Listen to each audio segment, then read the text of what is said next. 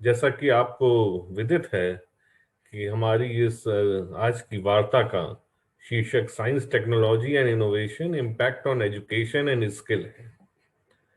तो विषय वस्तु पर जाने से पहले एक प्रस्तावना के रूप में मैं आपसे ये कहना चाहूंगा कि सर्वप्रथम हम साइंस एंड टेक्नोलॉजी क्या होती है और इनोवेशन क्या होता है, सर्वप्रथम ये जानेंगे। और ये आपस में कैसे लिंक्ड हैं और कैसे इनकी मदद से हम अपने जीवन स्तर को सुधार सकते हैं। और जीवन स्तर सुधरेगा तो हमारे देश की इकोनॉमी भी ग्रो करेगी।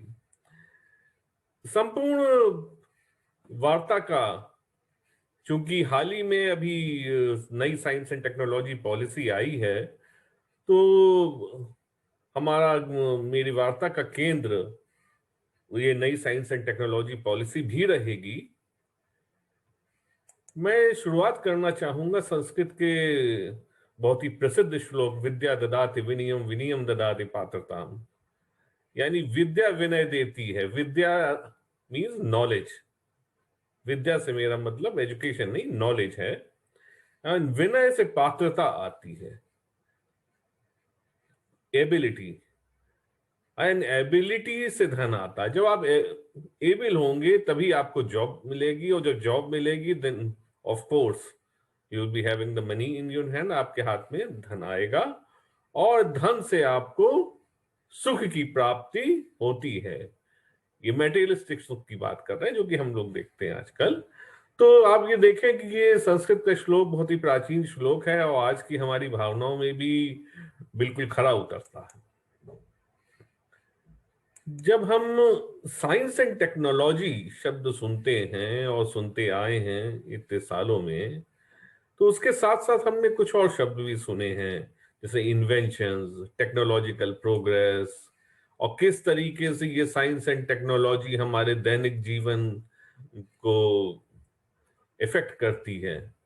और साथ ही साथ ज्यादा टेक्नोलॉजिकल प्रोग्रेस होने से हमारे दैनिक जीवन पे क्या असर पड़ रहा है, हमारे पर्यावरण पे क्या असर पड़ रहा है, इन सब बातें हम लोग बचपन से सुनते आए हैं।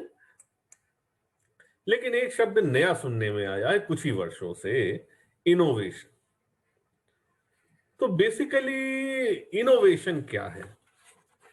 इनोवेशन एक कोई भी नई सोच या नई विचार या नया आइडिया, जिसे हम कहते हैं इंग्लिश में, नई सोच या नई विचार, इनोवेशन कहा जाता है।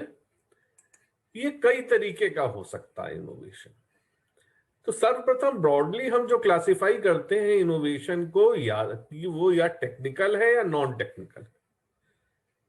इनोवेशन जो है that leads to technological development, और नॉन टेक्निकल है यानी कोई ऐसा आइडिया है जिसका तकनीक से मतलब नहीं है, परंतु हमारे जीवन यापन में कुछ चेंज ला सकता है ये आइडिया।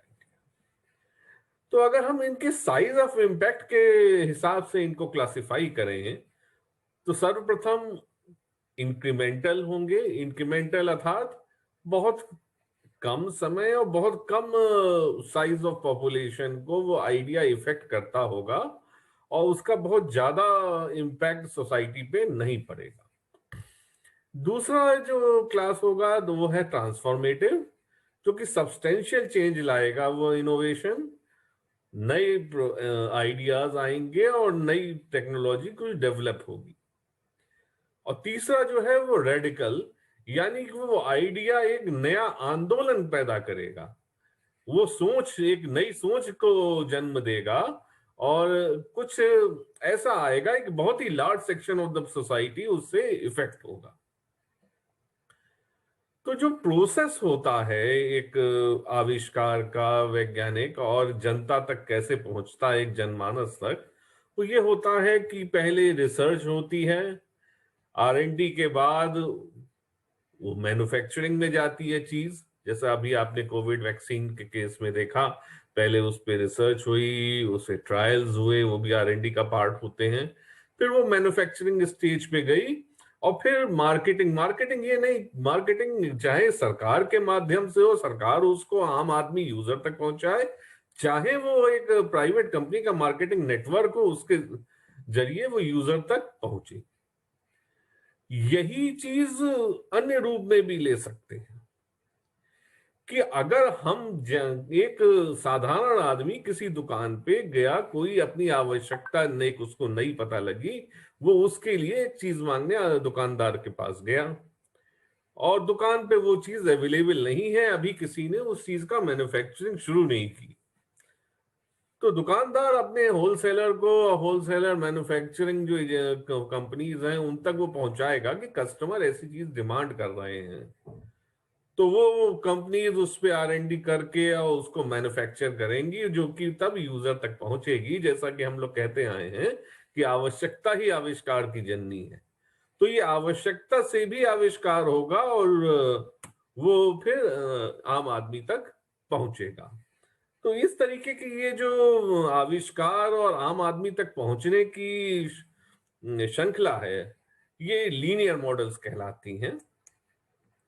अब हम इसी चीज को अगर कॉम्प्लेक्स उसमें देखें कि अगर ये हमारा इनोवेटिव आइडिया जो है वो R&D, मैन्युफैक्चरिंग, एक सप्लाई नेटवर्क के साथ, एक फिजिकल इंफ्रास्ट्रक्चर के साथ, प्रॉपर एजुकेशनल बैकग्राउंड के साथ अगर आएगा, डेवलप होके, फुली डेवलप होके, तो वो एक नेशनल इनोवेशन सिस्टम फॉर्म करेगा जो कि एक आम आदमी को धीरे धीरे इनोवेशन कैपेसिटी को बढ़ाएगा, उसके एक चिंतन की तरीके को बदलेगा और कुछ नया सोचने, नया करने की इच्छा को जागृत करेगा।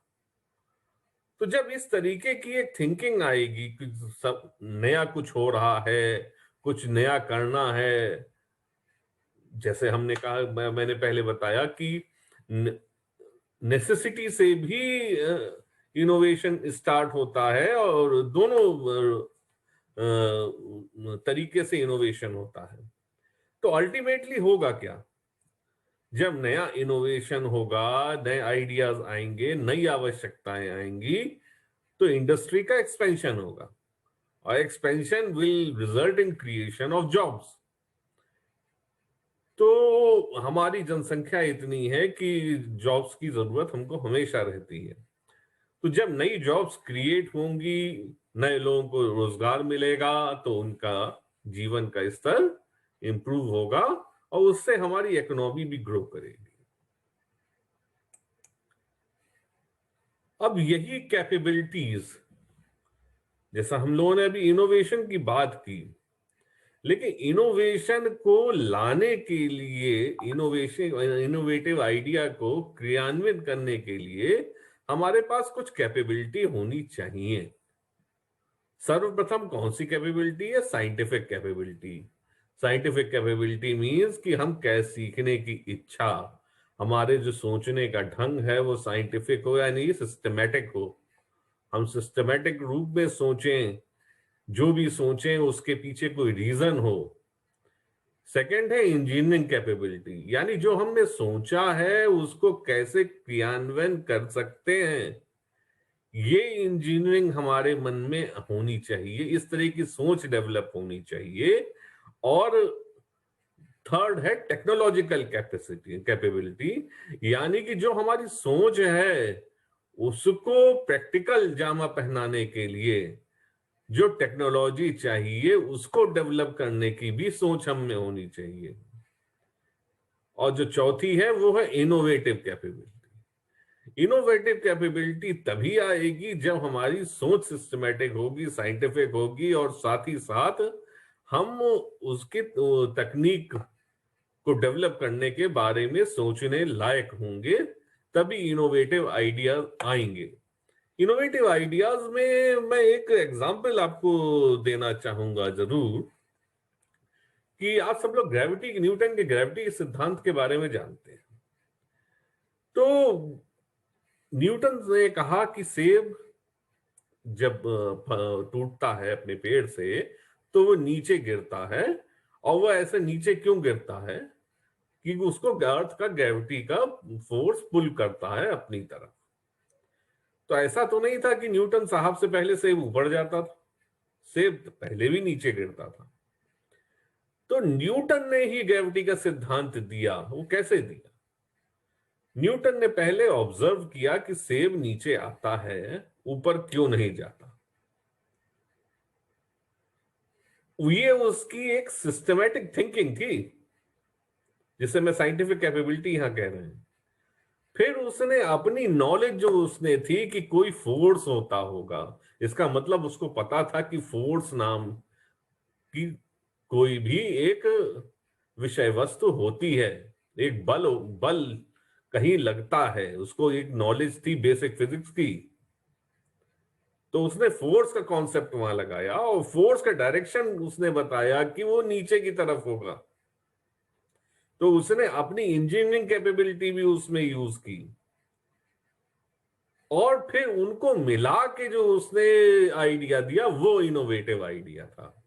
वो उससे पहले किसी के दिमाग में नहीं आया था, इसलिए हमने उसको इनोवेटिव आइडिया कहा। तो ऐसा नहीं है कि इनोवेटिव आइडिया एक ऐसा हो कि जो कि एग्जिस्ट ना करता हो पहले। इनोवेटिव आइडिया वो है जो इनोवेटिव नया आइडिया आप लोगों के सामने रख रहे हैं। प्रोसेस पहले से एग्जिस्ट करता है, उसका एक्सप्लेनेशन आप रख रहे हैं, और उससे हम कैसे बेनिफिट ले सकते हैं ये आप बता रहे हैं।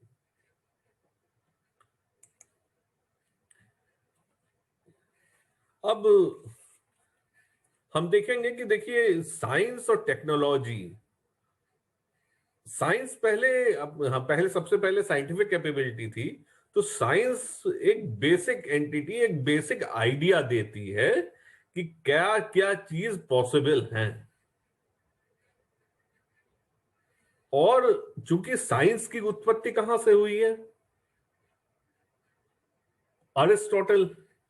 Aristotle was a philosopher. तो basically science has come from thinking. आदमी की चिंतन की शक्ति से साइंस पैदा हुई है, और वही चिंतन एक सिस्टमेटिक रूप में है तो प्योर साइंस है। इस साइंस को क्रियान्वयन करने के लिए जो चीज चाहिए वो है टेक्नोलॉजी एंड इनोवेशन। और ये पूर्ण रूप से जब साथ में काम करता है, तब सस्टेनेबल और इंडस्ट्रियल और इकोनॉमिक डेवलपमेंट होता है सोसाइटी का। अब आप यहां देखें, साइंस है क्रिएशन ऑफ नॉलेज, टेक्नोलॉजी है एप्लीकेशन ऑफ नॉलेज, और इनोवेशन है एप्लीकेशन ऑफ टेक्नोलॉजी। एग्जाम्पल के लिए साहब मोबाइल बैंकिंग ले लीजिए। साइंस ने बैंकिंग बताया, किस तरीके से सिस्टमैटिक बैंकिंग एक साइंस डेवलप हुई, किस तरीके से हम पैसा बचाएंगे, किस तरह से उसका हिसाब रखेंगे, कैसे इंटरेस्ट कैलकुलेट करेंगे, पूरी अकाउंटिंग साइंस डेवलप हुई। टेक्नोलॉजी उसमें आई कि हम इसको कंप्यूटर पे कैसे लेजर को मेंटेन करेंगे, और फिर उसको रियल टाइम में मेंटेन करके कि यूजर डायरेक्टली लेजर से इंटरफेस कर सके। वो इनोवेटिव आइडिया आया, तब आपको मोबाइल बैंकिंग और एटीएम की सुविधाएं मिली। अब हम लोग 21वीं सदी में रह रहे हैं, जो कि सेंचुरी ऑफ नॉलेज कही जाती है। अब चूंकि हम लोग डेवलपमेंट की बात साथ साथ कर रहे हैं, तो इकोनॉमिक ग्रोथ समाज की कैसे होती है? समाज भी, इकोनॉमिक ग्रोथ होगी तो समाज भी बदलेगा, समाज की भी ग्रोथ होगी और इकोनॉमिक की भी ग्रोथ होगी। आप नीचे के देखिए, पहले जैसे हम कहते हैं अन्नदाता सबसे नीची सीढ़ी पे, जो कि अनाज पैदा करता है, एग्रीकल्चरल प्रोडक्ट और रॉ मटेरियल्स पैदा होते हैं, अन्नदाता कहलाता है। वहां से वो प्रोडक्ट्स आते हैं इंडस्ट्री पे, इंडस्ट्रियली वो प्रोसेस होके इंडस्ट्रियल प्रोडक्ट्स के रूप में बनते हैं, और उनसे फिर हम इंफॉर्मेशन गैदर करते हैं, डेटा गैदर करते हैं, वो इंफॉर्मेशन प्रोडक्ट्स के रूप में हम उनको डेवलप करते हैं उसके बारे में, और that ultimately leads to knowledge. जितना कुछ हो रहा है उस सबको कंपाइल करके हम ये देख लेते हैं कि आज ये हो रहा है, कितना प्रोडक्ट प्रोड्यूस आ रहा है, जो गन्ने की पैदावार हुई, कितनी हुई, किस प्रजाति की कितनी हुई, किस एरिया में कितनी हुई। तो उससे हम निष्कर्ष निकाल सकते हैं कि गन्ने की कौन सी प्रजाति सबसे फायदेमंद है, किस क्लाइमेट में की जाए तो ज्यादा फायदेमंद है। तो ये सब फीडबैक जब वापस नीचे आते हैं तो वो प्रोडक्शन को इंक्रीज करते हैं। तो वो प्रोडक्शन फिर इंक्रीज होता है, उससे जो हमारे इंडस्ट्रियल प्रोडक्ट्स होते हैं फिर वो उनका वॉल्यूम इंक्रीज होता है, इंडस्ट्रियल टेक्नोलॉजी आके उनको और एनहेंस करती हैं। इस तरीके से वो एक साइकिल है जो कि ग्रो करती है, और उस ग्रोथ में दोनों सोसाइटी और इकोनॉमी दोनों ग्रो करती है।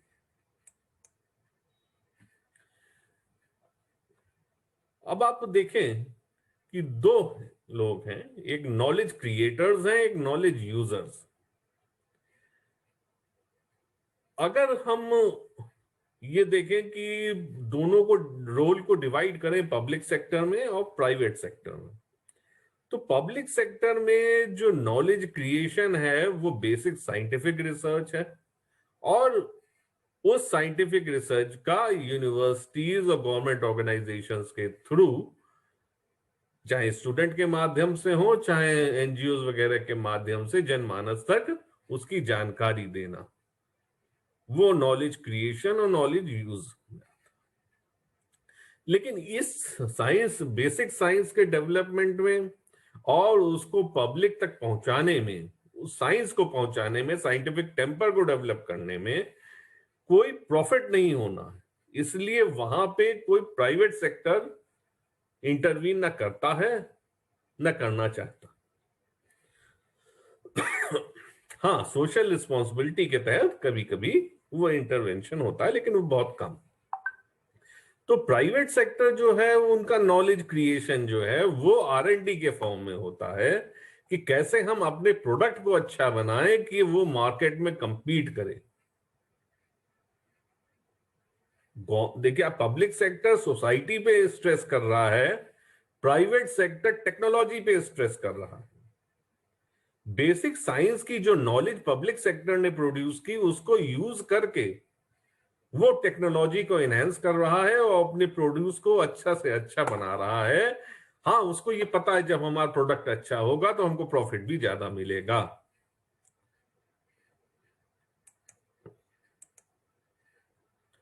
अब हम इंडिया के टर्म्स में आते हैं, तो इंडिया में साइंस एंड टेक्नोलॉजी के डेवलपमेंट के लिए जो पॉलिसीज आई, वो पहली आई 1958 में, दूसरी 1983 में, तीसरी 2003 में आई, चौथी 2013 में, और भी पांचवी 2020 में आखिरी में आई। जो सर्वप्रथम 1958 में पॉलिसी आई, उसका एम था कि to promote the cultivation of science and scientific research.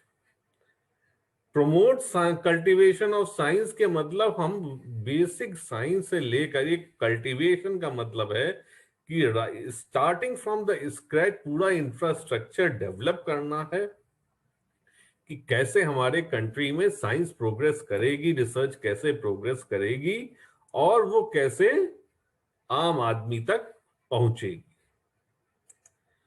फिर जो 1983 में पॉलिसी आई, उसमें जो स्ट्रेस दिया गया कि वो था कि attain technological competence and self reliance, कि जो इतने सालों में 58 से 83 में आपने देखा होगा भारत में ज्यादातर रिसर्च लैब्स एस्टेब्लिश इसी पीरियड में हुई थी। जो इनका रिसर्च आउटपुट होगा वो कैसे टेक्नोलॉजिकल डेवलपमेंट में सहयोग करेगा, और अंततः हमको सेल्फ रिलायंस, हम दूसरे कंट्रीज पे डिपेंडेंस कम हो, हम सेल्फ रिलायंस की तरफ बढ़े। फिर जो 2003 में पॉलिसी आई, वो सेंटर्ड थी on the investment required for research and development. तो रिसर्च एंड डेवलपमेंट में इतना पक्का है कि जब R&D आपको एक अच्छे लेवल की करनी है तो you need money for it. आपको लैब्स अच्छी चाहिए, आपको उसके लिए बाकी जो इंफ्रास्ट्रक्चर है वो अच्छा चाहिए, एक आपको मैन पावर अच्छी चाहिए, एक ट्रेन्ड मैन पावर। जो कि उसमें अच्छे अच्छे आइडियाज ला सके, उनको क्रियान्वित कर सके। तो ये अकेले गवर्नमेंट का पॉसिबल नहीं है, तो इसमें प्राइवेट सेक्टर में भी R&D प्रमोट करने की स्ट्रेस दिया गया। 2013 में जो इंडस्ट्रियल पॉलिसी आई वो थी कि साइंस को जनता तक कैसे पहुंचाएं, जनता और साइंस के बीच का गैप कम करने की, और ऐसी रिसर्च हो जो कि जनता को डायरेक्ट, एक आम आदमी को बेनिफिट करे। अभी अभी 2020 में हमारी नई पॉलिसी आई है जिसको STIB यानी science technology and innovation policy 2020 हम लोग कहते हैं। ये जैसा कि आप देख सकते हैं ये 4 ट्रैक पे चलने वाली पॉलिसी है, और चूंकि 4 ट्रैक पे चलेंगे तो एक कोऑर्डिनेशन एजेंसी भी चाहिए होगी आपको।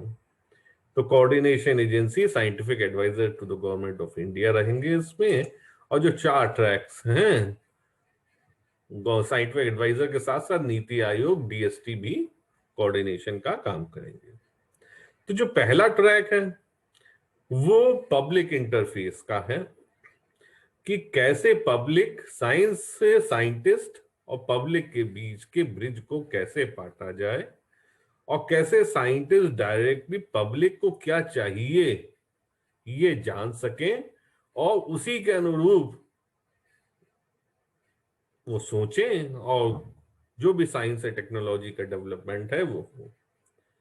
जो सेकेंड ट्रैक है उसमें जो आवश्यकताएं हैं उनको एक ग्रुप्स में बांट दिया जाए, और उन्हीं हिसाब से साइंटिस्ट के थीमेटिक ग्रुप्स डिजाइन कर दिए जाएं, एक्सपर्ट्स के ग्रुप्स बना दिए जाएं जो कि उन आइडियाज पे काम करें, उन जरूरतों पे काम करते हुए डेवलपमेंट करें।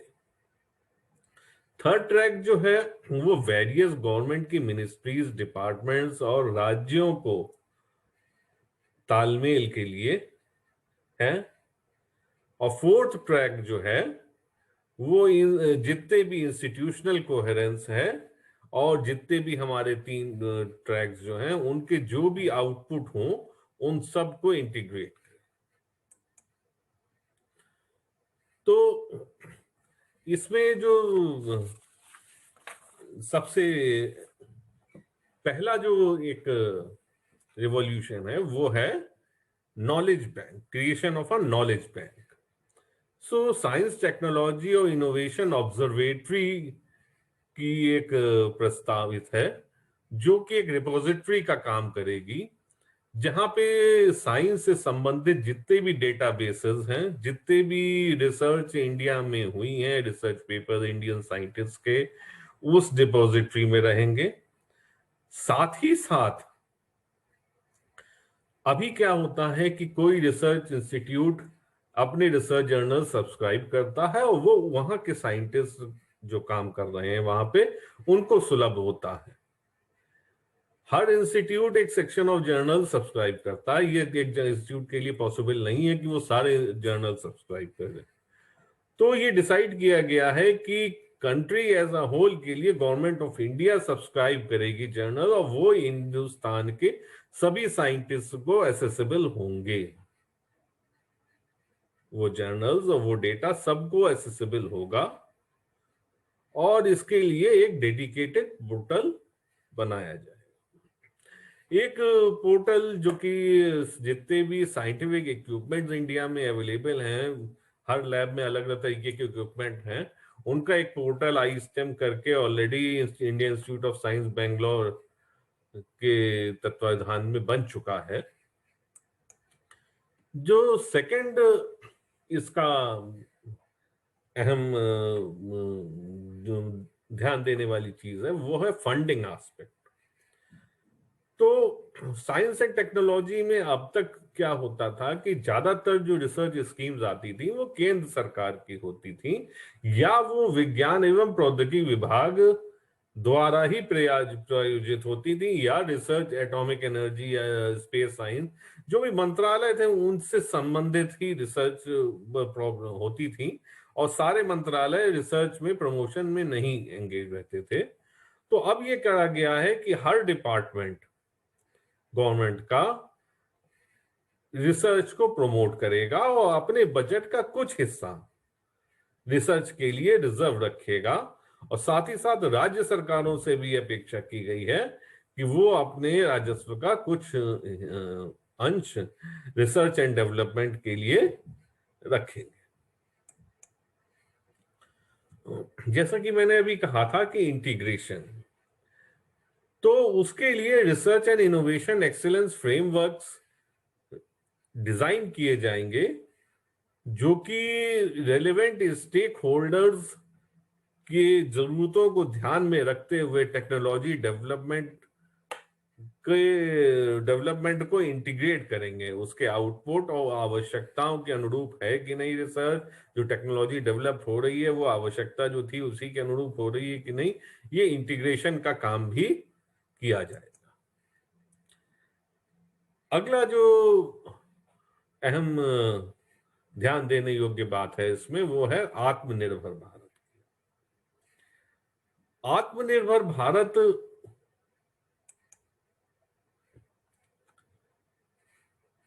आत्मनिर्भरता इन द सेंस कि हमारी जो भी साइंस टेक्नोलॉजिकल डेवलपमेंट हो वो इतना हो कि अगर हमको बाहर से टेक्नोलॉजी इंपोर्ट भी करनी पड़ रही है तो हमारी किसी एरिया में इतनी हो कि हम उतनी एक्सपोर्ट कर दें।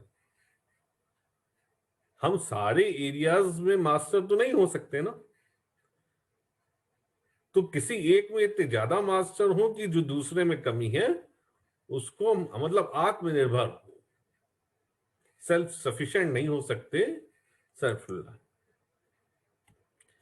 अगला जो ध्यान देने योग्य बात है वो है कम्युनिकेशन की। कैसे जो वैज्ञानिक सोच है वो आम आदमी में डेवलप की जाए और कैसे जो हमारी वैज्ञानिक उपलब्धियां हैं वो कैसे आम आदमी तक पहुंचाई जाए। आप लोगों को सबको पता है कि टेलीविजन और रेडियो एक प्रचलित माध्यम है, इनके साथ साथ जो भी गवर्नमेंट मशीनरी है वो की ब्लॉक लेवल और पंचायत लेवल पे की कार्य करती आई है विभिन्न माध्यमों से। इसके साथ ही साथ एनजीओ को भी और सिविल सोसाइटी के ग्रुप्स को भी गवर्नमेंट प्रमोट करना चाहती है ताकि वो साइंस एंड टेक्नोलॉजिकल जो डेवलपमेंट्स हैं वो आम जनता तक पहुंचा सके और जो आम जनता की आवश्यकताएं हैं वो साइंटिस्ट तक पहुंचा सके। इसके लिए साइंस कम्युनिकेटर्स का अहम रोल होगा जो कि सोसाइटी, साइंटिस्ट, जो जर्नलिस्ट के बीच की एक कड़ी होंगे। साइंटिस्ट से भी वो वार्ता करेंगे, साइंस जर्नलिस्ट से भी वो टच में होंगे और प्रेस से भी।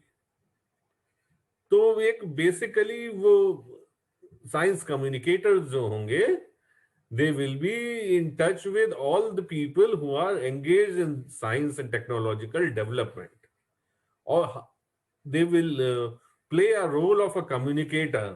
आवश्यकता बताएंगे साइंटिस्ट को, साइंटिस्ट की उपलब्धि बताएंगे जनमानस को। अब आते हैं एजुकेशन एंड रिसर्च पे। जैसे हमने कहा आत्मनिर्भर, तो आत्मनिर्भरता की एक भावना हमको पैदा करनी होगी। इसके लिए जो आत्मनिर्भर है यानी हमें स्टूडेंट्स में भी एक प्रमोट करना होगा कि you have to be self reliance. उसके लिए उनको जो क्वालिटी डेवलप करनी है वो है आत्मविश्वास, आत्मसम्मान और आत्मचिंतन।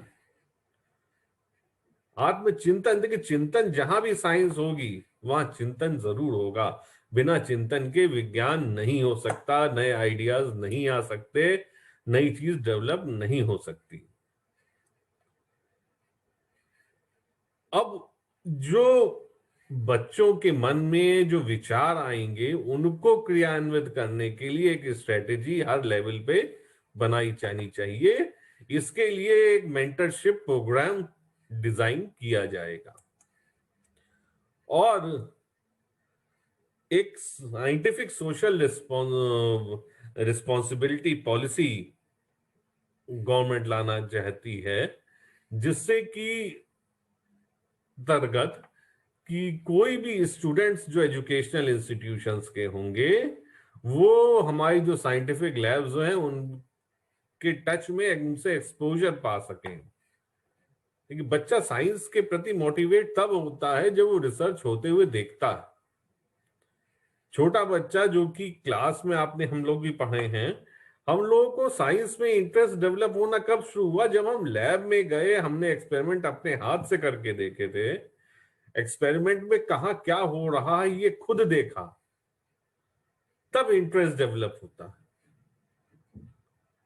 तो अगर वही हमें बच्चा अगर रिसर्च लैब की विजिट करके रिसर्च लैब में किस तरह रिसर्च होती है होती हुई देखेगा, तो उसका मोटिवेशन और वे ऑफ थिंकिंग अलग होगा।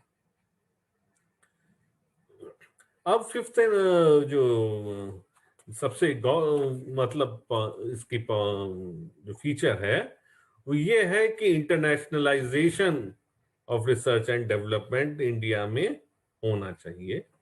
ये आप देख सकते हैं सहभागिता गवर्नमेंट सेक्टर और प्राइवेट सेक्टर की कितनी होती है रिसर्च में इंडिया में, वो डेटा है। अब जितनी भी बातें हमने की, अभी हमने बात की थी एबिलिटी की, ट्रेनिंग की, कॉम्पिटेंस, लर्निंग, नॉलेज, सब की बात, ये सब मिलके क्या बनाते हैं? ये सब मिलके बनाते हैं स्किल। जब हम में नॉलेज होगी कुछ करने की, हम में इच्छा होगी, हमारे पास नए आइडिया आएंगे, तभी हम नई चीज डेवलप कर पाएंगे, नई तकनीक विकसित कर पाएंगे, वो कहलाएगी स्किल। इसीलिए कुछ सालों से आप सुनते आए हैं स्किल डेवलपमेंट।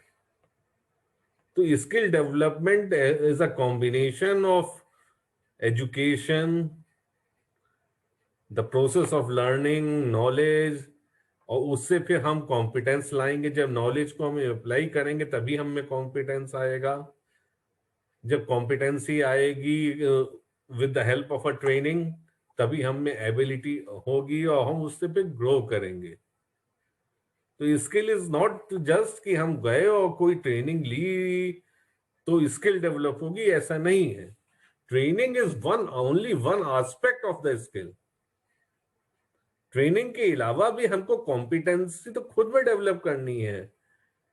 जो हमने सीखा है वो लर्निंग और नॉलेज, लर्निंग से जो नॉलेज एक्वायर की है और जो ट्रेनिंग का हमने प्रैक्टिकल एक्सपोजर लिया है, उन सब से जो एबिलिटी हुई है, दैट इज स्किल। और उस स्किल से that will lead to growth. So इनमें किसी एलिमेंट को हम आइसोलेट नहीं कर सकते।